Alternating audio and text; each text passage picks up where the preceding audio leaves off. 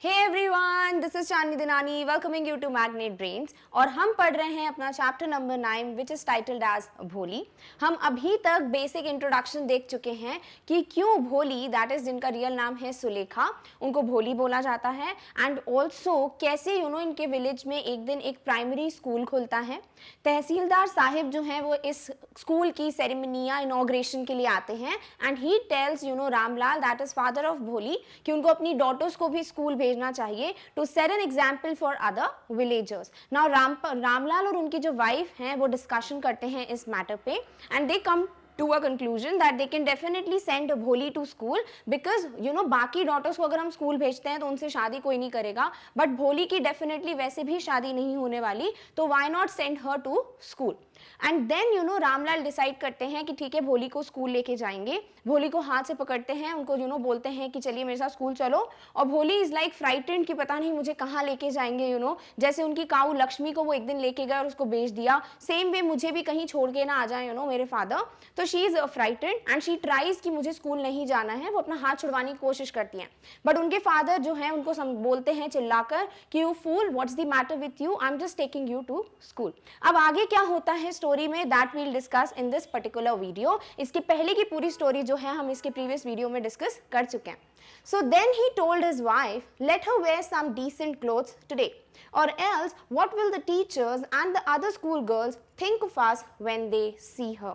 तो उनके जो फादर हैं रामलाल वो अपनी वाइफ को बोलते हैं कि आज जो है भोली को अच्छे से प्रॉपरली ढंग के कपड़े पहना के भेजो और उसको साफ सुथरा करो यानी बाल बाल बनाओ अच्छे से रेडी करो क्योंकि अगर ये ऐसे ही जाएगी स्कूल तो वहाँ पे जो भी लोग हैं या फिर जो भी बच्चे पढ़ने आते हैं वो पता नहीं इसके बारे में क्या सोचेंगे या फिर इनका भी क्या इंप्रेशन पड़ेगा रामलाल का भी कि किस तरीके से उनकी बेटी को उन्होंने स्कूल भेजा है। तो वो अपनी वाइफ को बोलते हैं कि इसको डिसेंट क्लोथ्स यानी कि साफ सुथरे नॉर्मल प्रेजेंटेबल क्लोथ्स पहनाओ इसको और एल्स जो है वो टीचर्स और स्कूल गर्ल्स जो है सॉर्ट ऑफ उनके दिमाग में ये चीज आ सकती है कि भोली को किस तरीके से उन्होंने स्कूल में भेजा है। New clothes had never been made for Bholi. ऐसा क्यों कि आज ही वो क्यों बोलते हैं कि डिसेंट क्लोथ्स पहनाओ भोली को, इसके पहले भी वो नॉर्मल क्लोथ्स पहनती होगी बट ऐसा नहीं है। उसके लिए कभी भी नए कपड़े जो हैं आते ही नहीं थे। आज तक 7 इयर्स की एज है उनकी भोली की अभी एट प्रेजेंट, तो भोली के कभी भी नए कपड़े नहीं आए थे। The old dresses of her sisters were passed on to her। और होता क्या था कि क्योंकि ये सबसे छोटी थी तो इनकी जो भी बड़ी एल्डर सिस्टर्स हैं उनके कपड़े जो हैं जब वो पहनना नहीं चाहती या फिर वो छोटे हो जाते होंगे श्रिंक हो जाते होंगे तो वो कपड़े पास ऑन कर दिए जाते थे टू भोली कि भोली उनको पहन लेगी। यानी इस तरीके का ट्रीटमेंट मिलता था भोली को अपने घर पर। No one cared to mend or wash her clothes। और कोई भी उनके कपड़े धोने के लिए या फिर उनको तैयार करना उनके बाल बनाना इन सब चीज़ों में कभी भी कोई भी इंटरेस्टेड नहीं था। कभी कोई केयर ही नहीं करता था इस चीज़ की कि भोली भी हमारी बाकी डॉटर्स या बाकी बच्चों की तरह ही हमारी बच्ची है and we should also take care of her like other kids. But definitely because वो जो एक्सीडेंट होता है उनका कि वो अपने सर के बल गिर जाती हैं बेड से, द वे शी स्टैमर्स, वो नॉर्मल उनकी ग्रोथ नहीं है, she is a slow learner, ये सब चीज़ों की वजह से उनके साथ जो ट्रीटमेंट है वो बहुत ही बुरा होता है और उनके जो कपड़े हैं उनको तैयार करना उनको ध्यान रखना ये सब चीज़ों का भी ध्यान नहीं रखा जाता था। Clear? All right. But today she was lucky to receive a clean dress which had shrunk after many washings and no longer fitted चंपा। तो हमें पता है कि भोली की सिस्टर्स हैं तो उनमें से एक सिस्टर कौन है? चंपा, राइट। तो चंपा की एक ड्रेस है जो कि बहुत बार वॉश करने के बाद श्रिंक हो गई है। कुछ होते हैं ना कपड़े जो इतनी बार वॉश करते हैं तो उनकी जो नॉर्मल फिटिंग होती है उससे वो धीरे धीरे श्रिंक होते जाते हैं, सिकुड़ते जाते जो आप बोलते हो हिंदी में। Same thing happened with one dress. यानी भोली को अभी भी ऐसा नहीं था कि कोई नए कपड़े लाकर दिए हों, ऐसा नहीं है। उनको अगेन एक ड्रेस पास ऑन की गई बट इस बार वो ड्रेस एटलीस्ट प्रेजेंटेबल थी, वो क्लीन थी। तो इस बार वो क्या थी? वो लकी थी कि एटलीस्ट उनको जो ड्रेस मिली है वो क्या है? साफ सुथरी है। which had shrunk after many washings definitely but वो एटलीस्ट ड्रेस जो है वो शाबी नहीं थी जिस तरीके के वो कपड़े नॉर्मली पहनती थी। She was even bathed and oil was rubbed into her dry and matted hair। matted का मतलब होता है entangled, यानी कि जो उलझे हुए बाल होते हैं उसकी बात हो रही है। यानी अभी तक भोली को ढंग से नहलाना या तेल लगाना उसके बालों में, उसके बाल को कोम करना, ये सब चीज़ें नहीं की जाती थी। बट आज क्योंकि उसको स्कूल भेजना था, बाकी के लोग उसको देखते, तो इसीलिए उनको एक प्रॉपर ड्रेस दी जाती है, उनको नहलाया जाता है, she is bath and also उनके ड्राई हेयर में ऑयल डाला जाता है और उनके जो बाल हैं वो कैसे इंटैंगल्ड हैं, बिल्कुल उलझे हुए से हैं, तो उनको प्रॉपरली कोम भी किया जाता है। Only then did she begin to believe that she was being taken to a place better than her home. अब ये बहुत बड़ा पॉइंटर है। For anybody in this world there is no place better than a home. घर से अच्छी जगह कोई नहीं होती, राइट? हमेशा हम बोलते हैं कितनी भी जगह घूम लें, पर जब घर आते हैं ना तो जो पीस मिलता है, जो बिल्कुल रिलैक्सेशन फील होता है, वो अलग ही होता है, राइट? बट भोली के लिए उनको ऐसा लग रहा था कि जिस तरीके से उनको इतना अच्छा ट्रीटमेंट प्रोवाइड किया जा रहा था, इतने अच्छे ड्रेसेस, अच्छी सी ड्रेस पहनाई गई, उनके बाल बनाए गए, उनको तेल लगाया गया बालों में, ये सब जो ट्रीटमेंट है उनको क्या लग रहा था कि घर से बेटर जगह उनको लेके जाया जा रहा है। यानी कि घर में जो ट्रीटमेंट मिलता था, definitely that was not appropriate for a kid like Bholi. She should have been given special care, right? Because she is a special child, तो she should have been given a special care, वो special attention मिलना चाहिए था भोली को, but वो नहीं होता है। होता क्या है कि उनको बिल्कुल ही ऑपोजिट तरीके से ट्रीट किया जाता है। एंड दिस टाइम जब उनको पहली बार इतना अच्छा ट्रीटमेंट मिल रहा था, तो definitely she felt that she is being taken to a place which is far better than her home. Clear? Alright. When they reached the school, the children were already in their classrooms. अब वो school जैसे ही पहुंचती हैं तो already बच्चे जो हैं वो अपने क्लासरूम्स में जा चुके थे जब रामलाल अपनी बेटी को स्कूल लेके जाते हैं। Ramlal handed over his daughter to the headmistress. तो जो पूरे स्कूल की हेड मिस्ट्रेस यानी कि जो मेन प्रिंसिपल थी, उनको जो है रामलाल बता देते हैं कि मेरी बेटी है, और वो छोड़ के आ जाते हैं भोली को। Left alone, the poor girl looked about her with fear-laden eyes. Definitely उनको अकेले छोड़ दिया गया है, घर के बाहर वो कभी गई नहीं है, बिल्कुल फैमिली मेंबर्स को उन्होंने देखा है अपने आसपास, तो जब वो अकेली गई हैं किसी जगह पे तो वो डरेंगी, जैसे हर बच्चा डरता है अपने फर्स्ट डे ऑफ स्कूल पे everybody cries. Same happened with भोली। भोली भी जो है बहुत डरी हुई थी। She had fear-laden eyes. It means full of fear. पूरा डर दिख रहा था उनकी इनोसेंसी आईज में कि इतने सारे लोग हैं, उसमें उनको बिल्कुल अकेला छोड़ दिया गया है। There were several rooms and in each room girls like her squatted on mats. तो बहुत सारे रूम्स थे, स्कूल में क्लासरूम्स थे, और उन क्लासरूम्स में जो गर्ल्स थी, जैसी भोली की एज है उन्हीं की तरह जो बाकी की लड़कियां हैं, वो जो है स्क्वाटिंग पोजीशन में बैठेंगी। स्क्वाट्स का मतलब क्या होता है? अपने नीज के बल पे बैठना, घुटनों के बल पे बैठना, that is what squatting means. Clear? तो वो जो है स्क्वाटेड ऑन मैट्स यानी अपनी नीज के बल पे बाकी की गर्ल्स बैठी हुई थी। द सेम वे गर्ल्स जो है वो उन्हीं की एज की थी, ऑलमोस्ट किसकी एज की? भोली की। Clear? So squatters is sat on their heels. Reading from books और राइटिंग ऑन स्लेट्स। क्या कर रहे थे? या तो बुक्स से पढ़ रही थी वो गर्ल्स, या फिर स्लेट्स पे लिख रही थी। स्लेट होता है एक बोर्ड टाइप का जिसपे आप चॉक से लिखते हो, आपने बहुत बार देखा होगा स्लेट को। तो वो जो गर्ल्स हैं वो भी बुक्स पढ़ रही थी या फिर स्लेट्स पे कुछ ना कुछ लिख रही थी। The headmistress asked Bholi to sit down in a corner in one of the classrooms. अब obviously रामलाल जो है हेडमिस्ट्रेस के पास छोड़ के आए थे भोली को, तो भोली को जो हेडमिस्ट्रेस है वो बोलती हैं कि एक क्लासरूम का कोई एक कॉर्नर है, वहां पे जाके बैठ जाओ। Clear? Bholi did not know what exactly a school was like and what happened there, but she was glad to find so many girls almost of her own age present there. तो जो भोली हैं obviously उनको ये पता ही नहीं था कि स्कूल होता क्या है, स्कूल में क्या होने वाला है या फिर स्कूल में क्या करते हैं, पढ़ाई करते हैं, ये सब चीज़ उनको पता ही नहीं थी। बट वहाँ पे उनकी एज की इतनी सारी गर्ल्स थी, उनको देखकर वो बिल्कुल एक्साइटेड हो गई थी, खुश हो गई थी, क्योंकि उनको सॉर्ट ऑफ ऐसा लग रहा होगा कि मे बी उनके फ्रेंड्स बनेंगे या लोग उनसे बात करेंगे, और उनकी एज की गर्ल्स को देखकर definitely she was happy. She hoped that one of these girls might become her friend. She had this hope कि obviously मेरी एज की गर्ल्स हैं वहाँ पर, तो इनमें से कोई ना कोई एक गर्ल तो है जो मेरी फ्रेंड बन जाएगी। The lady teacher who was in the class was saying something to the girls, but Bholi could understand nothing. तो एक टीचर है इनकी क्लासरूम में, that is the lady teacher, वो जो है गर्ल्स से कुछ ना कुछ बोल रही है, यानी ऑब्वियसली वो पढ़ा रही हैं, तो वो जो है बाकी की गर्ल्स सुन रही होंगी, बट इनमें से कुछ भी ऐसी बात नहीं होती जो भोली को समझ आती है। भोली को ये बिल्कुल भी क्लियर नहीं है कि वो टीचर क्या बोल रही हैं, क्या पढ़ा रही हैं, and she understood nothing. She looked at the pictures on the wall. वो सिर्फ जो वॉल पे पिक्चर्स लगे होते हैं ना, चार्ट्स लगे होते हैं, आप कभी प्राइमरी स्कूल जाइए छोटे बच्चों के क्लासरूम्स में, तो बहुत डिफरेंट ब्यूटीफुल से चार्ट्स होते हैं, फ्रूट्स के चार्ट्स होते हैं, अल्फाबेट्स के होते हैं, उनमें बहुत प्यारी प्यारी एनिमल्स की पिक्चर्स होती हैं। तो ये सब पिक्चर्स देखकर, चार्ट्स देखकर वो बहुत ज़्यादा बोल सकते हो खुश होती हैं, बिकॉज बच्चे जो हैं वो कलर्स, पिक्चर्स, ये सब चीज़ देखकर बड़े खुश होते हैं। तो सिर्फ वो पिक्चर्स को देख रही थी जो वॉल पे लगी हुई थी। The colors fascinated her.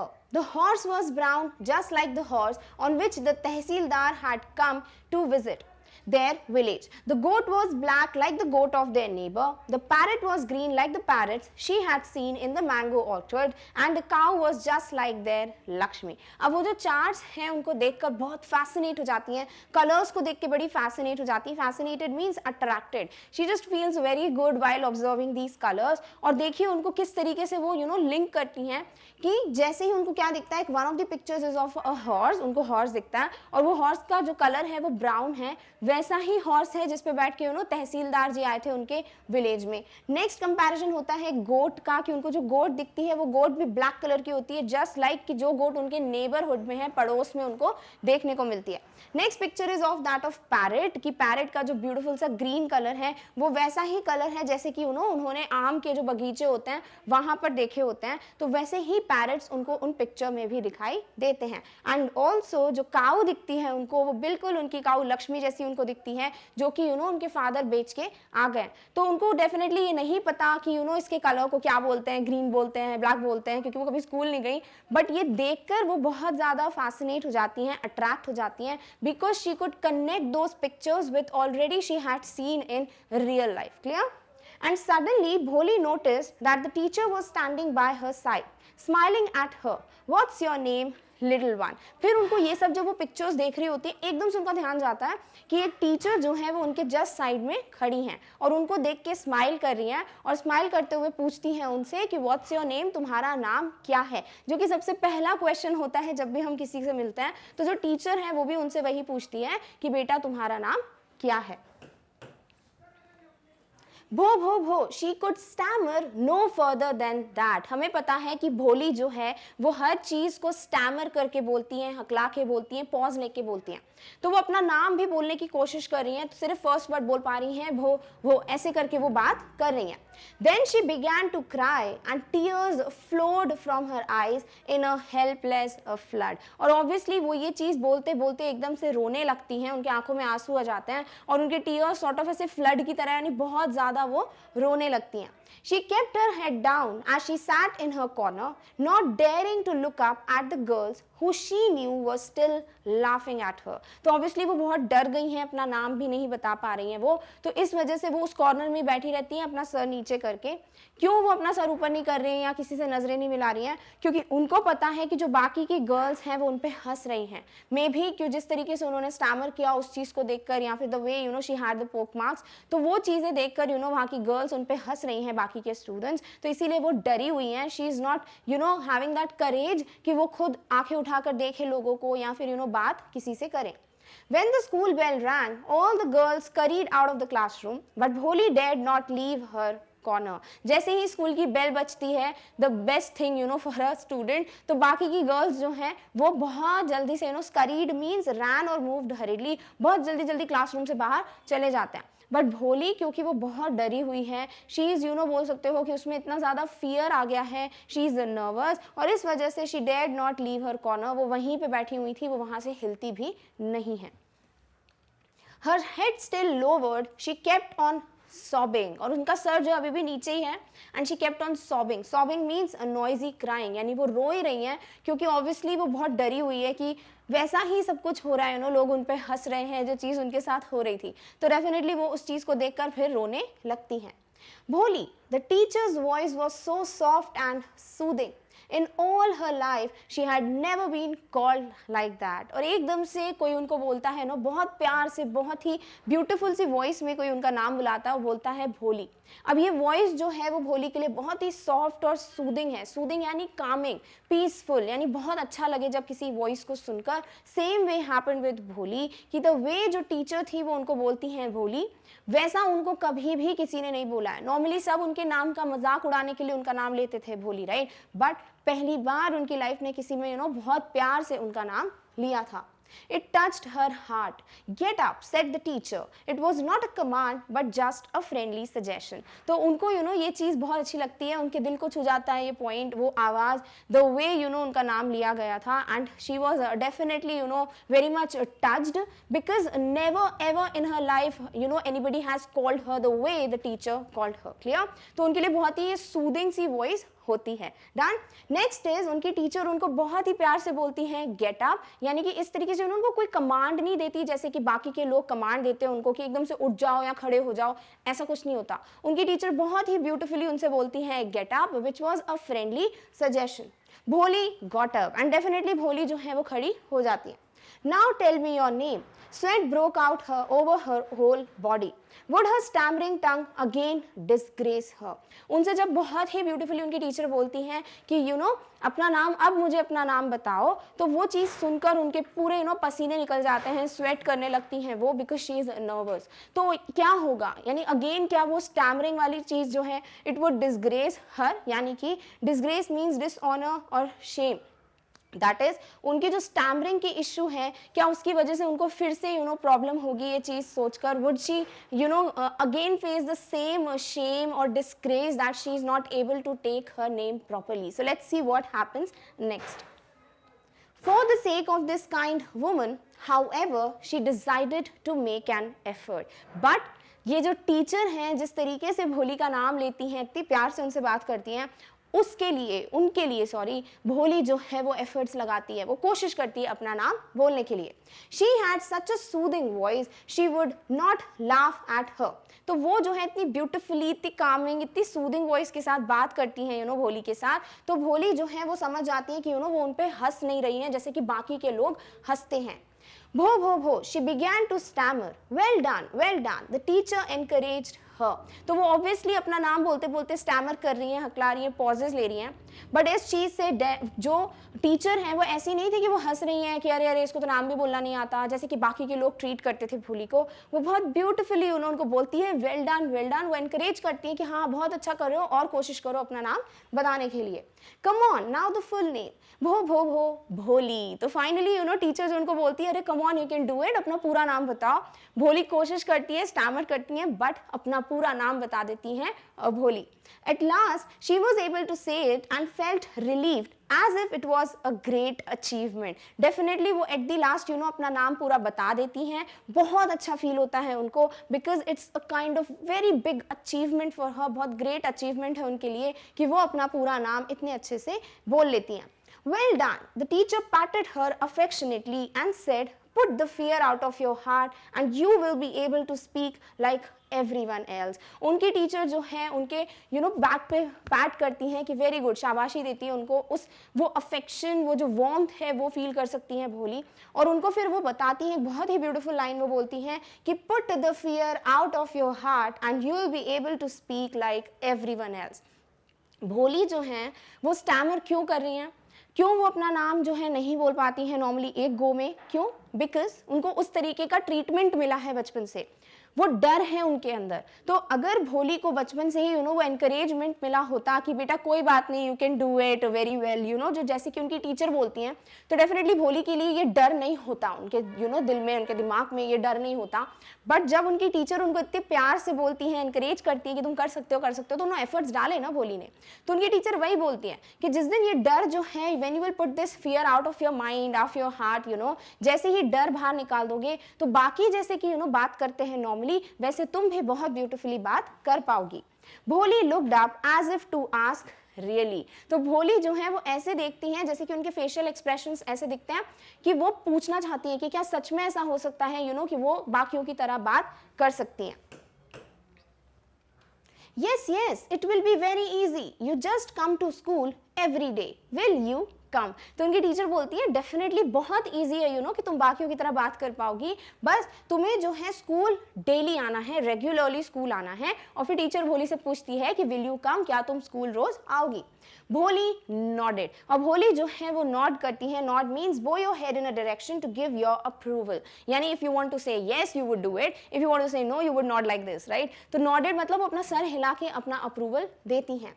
No से इट अलाउड। तो उनकी teacher, see this is a very big thing, very good thing जो उनकी टीचर के बारे में हमको यहाँ पे पता चलती है कि अप्रूवल दे दिया उन्हें नोट करके, तो उनकी टीचर वहाँ एंड कर सकती थी ना टॉपिक को, नहीं, उनको पता है भोली को बोलने में इशू है, तो वो उनको बोलती हैं कि नहीं नोट नहीं करना है, मुझे जोर से बोल के बताओ कि तुम आओगी स्कूल या नहीं आओगी। तो शी इज लाइक ये यस, तो वो स्टैमर करके कंप्लीटली बोल लेती हैं कि yes I would definitely come to the school. And Bholi herself was astonished that she had been able to say it. और भोली खुद surprised हो जाती हैं, astonished यानी shocked हो जाती हैं कि मैं बोल पाई, मैंने yes बोल लिया। तो वो जो है खुद ही surprised हैं कि I could do it, right? उनको ऐसा लगता था कि मैं बोल ही नहीं सकती बाकी बच्चों की तरह, but थिंग क्या थी, उनके अंदर वो डर था, वो नर्वसनेस थी जो बाकियों की वजह से बैठ गई थी उनके दिमाग में, और इसीलिए वो नहीं बोल पाती थी। बट उनकी टीचर जब उनको इतना encourage करती हैं तो वो बोल लेती है, and she is definitely shocked to see this thing. Did not I tell you? Now take this book. तो उनकी टीचर बोलती है कि मैंने तुम्हें कहा था ना कि you can do it, it's very easy, you can just talk like other people.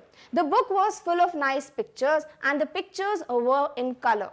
Dog, cat, goat, horse, parrot, tiger and a cow just like Lakshmi. तो उनको जो वो बुक देती है उनकी टीचर कि take this book because the book is full of nice pictures. Now always the students or the kids they are fascinated with different colors, वो attract हो जाते हैं वो pictures देख के, different colors देख के। और definitely भोली के लिए this was the very first day at school, तो she could not be given कि अल्फाबेट सीखो, लिखना सीखो, स्लेट दे दी, ऐसी चीज़ें नहीं होती।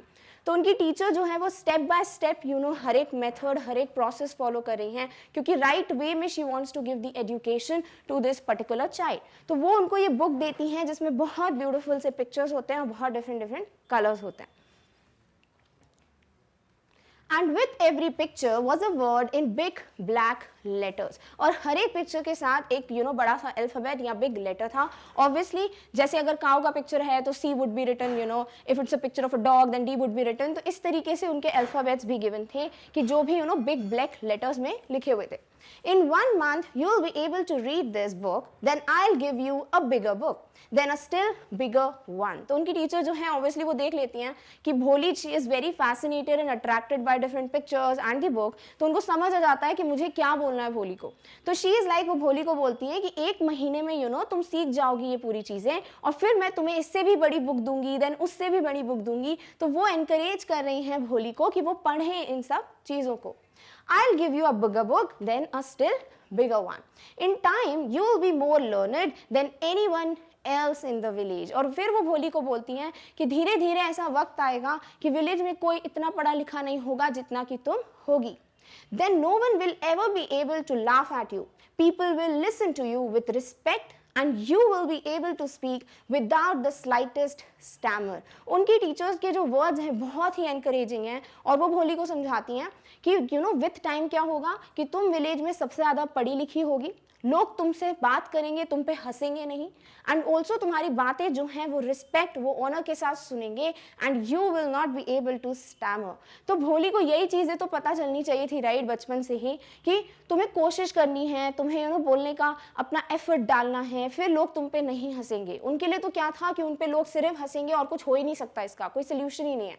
बल्कि उनकी टीचर जो है वो एनालाइज करती है कि भोली को बोलने में दिक्कत है, उनमें डर है, और वो अगर ये सब चीज़ें देखेंगी और उनको उस तरीके से पढ़ाएंगी तो डेफिनेटली भोली की लाइफ चेंज हो सकती है। Understand, now go home and come back early tomorrow morning। और फिर उनकी टीचर बोलती है कि समझ आया मैंने जो कुछ भी बोला है, और अब घर जाओ और कल सुबह वापस स्कूल आना।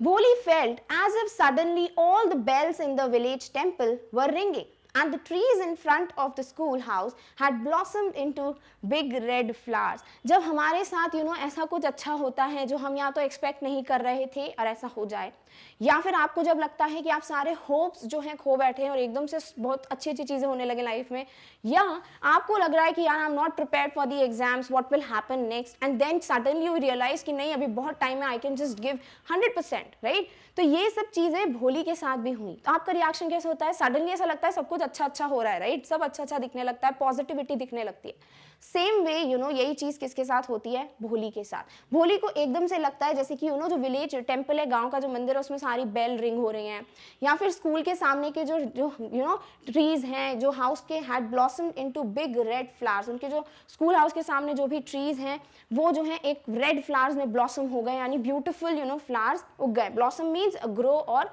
अ Bloom. Her heart was throbbing with a new hope and a new life. And her heart was throbbing means it was beating, it was pulsating, with new hope and life. यानी she had that positivity, जो हमको अभी feel हो रही है कि yes, भोली के साथ अब कुछ अच्छा होगा, she got the right person in her life, और वो जो है चीज़ उनके साथ हो रही है, that she has now hope कि she would definitely, reach different heights. Thus the years passed. The village became a small town. The little primary school became a high school. और फिर धीरे धीरे ऐसे साल बीतते जाते हैं, भोली अपनी पढ़ाई कर रही हैं, और जो विलेज है वो पूरा टाउन में चेंज हो गया, एक छोटे से शहर में चेंज हो गया। और प्राइमरी स्कूल था सिर्फ जूनियर सेक्शंस का था, अब ये हाई स्कूल हो गया, यानी कि जो सीनियर सेक्शंस हैं अब उनकी भी क्लास लगने लगी थी यहाँ पर। तो अब डेफिनेटली भोली जो आगे की पढ़ाई भी कर सकती है। There were now a cinema under a tin shade and a cotton ginning mill. अब क्या क्या चीज़ें, क्या क्या चेंजेस हो जाते हैं विलेज में टाइम के साथ। वहाँ पे एक सिनेमा बन गया, यानी थिएटर बन गया है। Then there is cotton ginning mill, एक टिन शेड, शेड लगे होते हैं, आपने देखा होगा विलेजेस में। वहाँ पर एक कॉटन गिनिंग मिल, यानी कि separating raw cotton from its seeds, जो कॉटन सेपरेट करने की मशीन होती है, वैसे सारे मिल्स लग गए थे। The mail train began to stop at their railway station, जो भी ट्रेन थी वो उनके रेलवे स्टेशन पे स्टॉप होने लगी थी, रुकने लगी थी। One night after dinner, Ramlal said to his wife, "Then shall I accept Bishambar's proposal?" Yes, certainly, his wife said. अब क्या होता है, धीरे धीरे ये चीज़ें जो है जो चेंजेस हैं विलेज में वो हमको देखने को मिलते हैं। और एक दिन की बात हो रही है कि एक रात रामलाल जो है अपनी वाइफ के साथ डिस्कशन कर रहे थे, और वो अपनी वाइफ को बोलते हैं तो क्या मैं बिशंबर नाथ का प्रपोजल या फिर जो ऑफर है वो एक्सेप्ट कर लूँ। तो उनकी वाइफ बोलती है येस सर्टेनली, यानी डेफिनेटली विदाउट एनी डाउट हमें जो है ये प्रपोजल एक्सेप्ट कर लेना चाहिए। Bholi will be lucky to get such a well to do bride groom. और वो क्या रीजन देती हैं कि भोली जो है वो बहुत ज़्यादा खुश हो जाएंगी कि उनको इतना अच्छा bride groom, well to do, successful जो है ब्राइड ग्रूम मिलेगा, यानी कि उनको राइट मैन मिल जाएगा शादी करने के लिए। Clear? A big shop, a house of his own, and I hear several thousand in the bank. अब एक राइट ब्राइड ग्रूम की जो क्वालिटीज हैं वो क्या है इनके हिसाब से, कि उसके पास खुद का घर है, उसके पास खुद की शॉप है, और बहुत सारे पैसे हैं बैंक में। तो इससे ज़्यादा क्या चाहिए भोली के लिए? हमें यही तो चाहिए कि एक प्रॉपर घर हो, दुकान हो, और बहुत सारे पैसे हो। Moreover, he is not asking for any dowry. और second reason जो इनका था कि they should accept the proposal of Bishambar Nath for भोली was that कि बिशंबर कोई भी डाउरी या दहेज नहीं मांग रहे थे। That's right, but he is not so young, almost the same age as I am, and he also limps. तो वो जो है ऐसे बोलते हैं, उनके जो रामलाल जो उनके फादर हैं वो बोलते हैं बट भोली के लिए ये जो पर्सन है वो बहुत बड़ा है एज में, क्योंकि वो मेरी एज के ही जितना है ऑलमोस्ट, यानी कि उनके फादर की एज के जितना है ऑलमोस्ट वो जो लड़का है बिशंबर, एंड वो जो है इतना यंग नहीं है जितनी भोली है। एंड सेकेंड चीज, जो बिशंबर है वो लिम्प करता है, यानी कि वो लंगड़ा के चलता है। Moreover, the children from his first wife are quite grown up. So what does it matter? His wife replied. और फिर वो बोलते हैं कि moreover जो उनके जो बच्चे हैं फर्स्ट वाइफ से, यानी बिशंबर की ये सेकंड मैरिज होने वाली थी विद भोली, तो फर्स्ट मैरिज से उनके जो बच्चे हैं वो भी ग्रोन अप हैं। तो ये सारी चीजें वो सोच रहे हो कि भोली के लिए बेटर होगा या नहीं। तो उनकी वाइफ बोलती पर इससे फर्क क्या पड़ता है, so what does it matter? 45 और 50 it is no great age for a man. और उनकी वाइफ क्या बोलती है कि भाई 40 की एज हो या 50 की एज हो, वो कोई बड़ी एज नहीं होती for a man. It's like for the girl कि she should be of a perfect age to get married. Boys का क्या है, मेन का क्या है, उनकी एज तो कितनी भी चल जाती है। This is the thinking of Bholi's mother.